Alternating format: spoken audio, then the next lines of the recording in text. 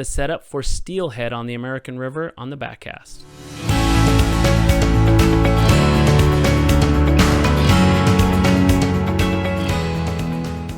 I got to spend a great day with Mike Bean, who is the owner of Mike Bean Fly Fishing. We were focusing on steelhead on the American River, and Mike went a little bit through his setup and his rigging for that steelhead.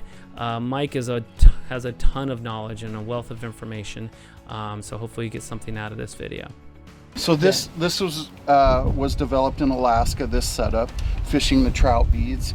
And then, so the steelhead, when they take it, they're going to eat the bead first, and then the hook's going to catch them right in the side of the mouth. And this is just a more ethical way to take a hook out of a fish's mouth.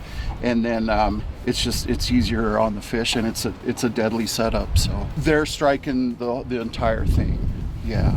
And then if you want to lower your standards, you could put scent or something on the bead, and that actually works. From what I hear, I've never done it, but you are going to miss a few. I mean, you're going to miss a few hookups just because they just take it, or it's just, you know, on the side or whatever. So you'll miss a few, but a lot of them, they'll eat it, and you'll get them right on the side of it. So that distance is, you know, I'd say 2 inches, just so and it'll hook the steelhead in the side of the mouth. And they're tough fish, but if they swallow it, you don't want that. You want the hook just to be on the side of their mouth, so you can just take it off with your hemostats or pliers, or it's a more ethical way to steelhead fish if you're nymphing.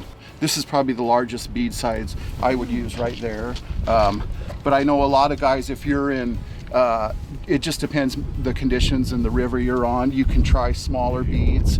I know a lot of people on the lower Sac that they'll use a smaller bead for the egg drop when that occurs. So yeah, there's just a lot of options, and it works. So yeah, that's what I like using.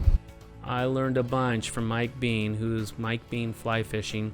He guides on the Sacramento, on the Yuba, the Trinity, the Feather River, and the American. And we were there on the American River, and he was focusing or targeting steelhead.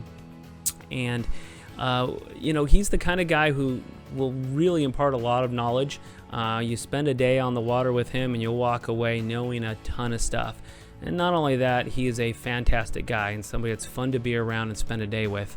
Well worth the time with Mike and being out there on the water with him.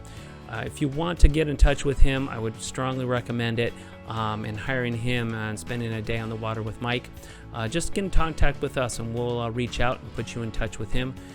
Shoot us a text or an email, or just give us a call, and we'll see you right here next time on the Backcast.